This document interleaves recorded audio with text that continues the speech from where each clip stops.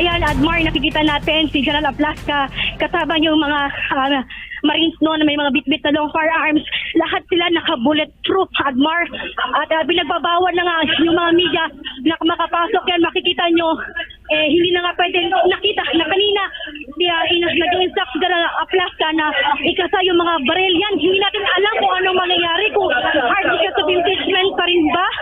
Yung kaya ayon, nakita natin na may isang opisina na pinapasukan ito si General Aplasca kasama yung mga pulis, kasama yung mga Marines, pati yung mga miyembro ng OSA, lahat sila nakasuot ng bulletproof, mga kapartners.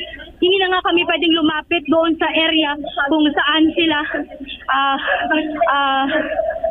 kung saan sila pumunta, Admar.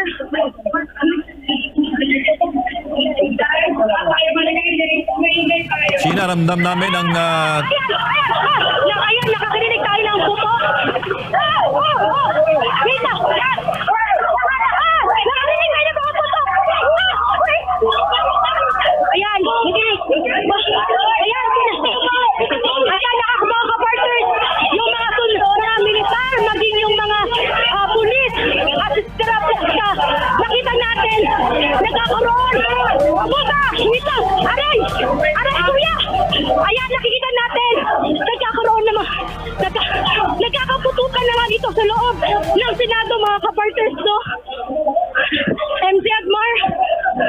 Opo, yan, mag-ano ka lang, partner Sheena, ha? Kasi nakikita natin dito sa ating footage ngayon, as per report din ngayon, partner Sheena, meron daw pong putukan na, no? So kanina, bago ito insidente na ito, nakita, nagkaroon pa ng pagpupulong. Yes, Sheena. Kung anong mangyayari.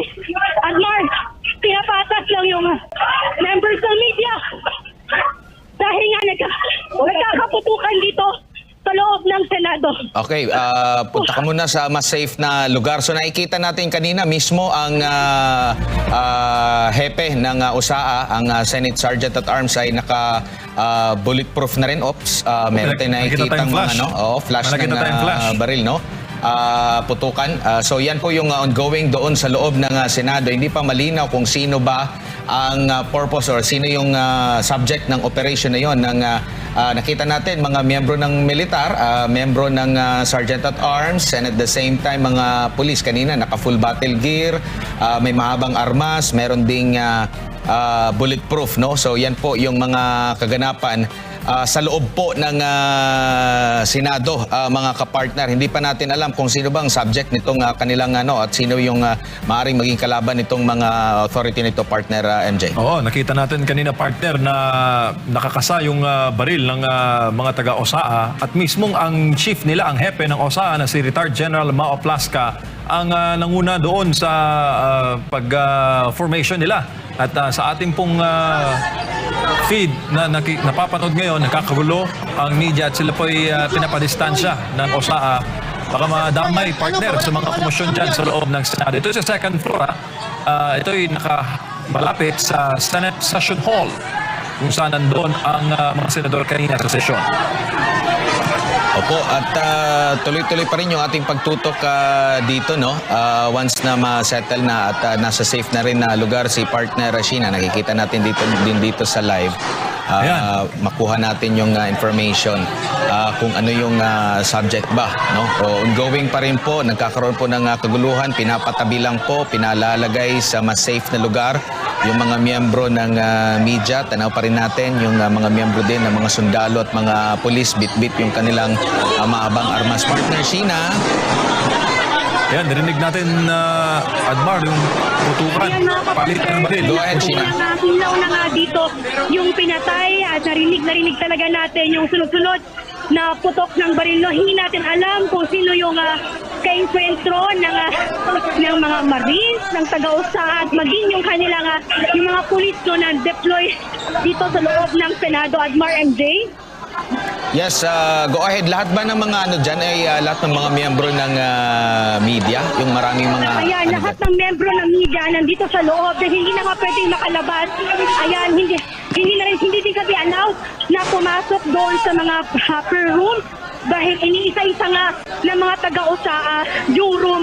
At kanina nga sinabi talaga ni General Aplasca na very dangerous operation yung kanilang gagawin at may aarestuhin sila individual. Kasi ito, sinabi niya kanina na articles of impeachment lamang yung dahilan kung bakit kailangan mas maging maghigpit yung security. Ayan, nagtatakbuhan. Huwag ka lumayo sa akin, te. Nagtatakbuhan yung mga miyembro ng media dito at iba nga ay pinapadapa. At ayan, nakikita niyo mga kapartners yung sitwasyon dito sa second floor area. Dahil kanina nga may informasyon tayo na may informasyon binigay sa atin na nasa vicinity lang talaga ng Senado itong mga NBI agent, Admar, Jade. Opo. Ayan, yung ibang area, ate! Yung ibang area dito ay pinapatayan nga ng ilaw. Yan, nakita natin si, mukhang si ano yan, no? Si OSA Chief Aplaska. Yes. Ito. Ayan, magbibigay sa ng update. Pakinggan natin, Admar. Sir, ano pong nangyayari, sir? Any update lang po, sir. Ba't may mga sunod-sunod po na mga pagputok ng mga baril? Ayan, dahil pag inuutok na nila na iyon yung ilaw dahil pinatay nga. Sir, anong meron, sir? At may hinahanap sila, Admar, at MJ na hindi natin alam at inuutusan lamang nila na patayin yung ilaw. At yun nga, sabi nga ng USA, pinapaalis nga ng USA sa area, no, yung mga members ng media at even yung mga empleyado ng Senado. MJ, Admar. Nakita natin kanina sa screen, Sheena, yung isang cameraman natin may feed pababa ng ground floor. Sarado pa rin ba ang buong Senate building? MJ, sinabi ko nga kanina, naka-lockdown talaga yung buong Senado.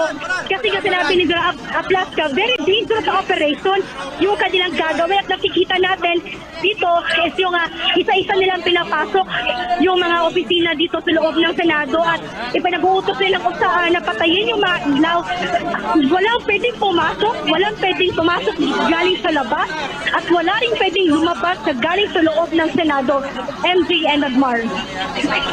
Sheena, clarify ko lang din kung hanggang sa kasalukuyan din ba yun yung purpose din yung paglabas ng mga senador para mailagay din sila sa safe or nandyan pa iba yung mga senador sa kasalukuyan? Admar, dito sa second floor, wala na yung mga senador na sa kanilang mga opisina. Pero hindi pa lumabas sa opisina itong si SP Cayetano. Sa second floor, andyan ba yung plenaryo? Admar, dito sa second floor, nandito malapit yung plenary or yung session hall. Pero yung area kung saan yung OSA, dito yung sumulong area kung saan ginaganap yung mga presko no, ng mga senador.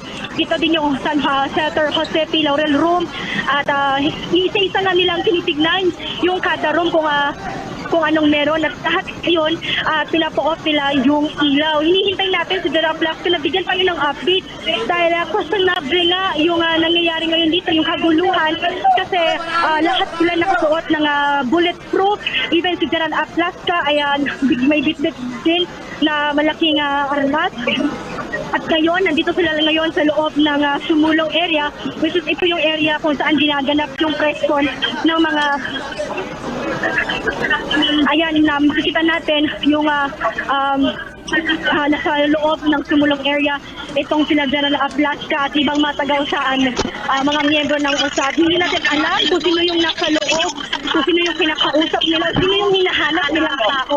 Basta alam lang natin kanina nagkaputukan, buhan yung mga taga-OSA.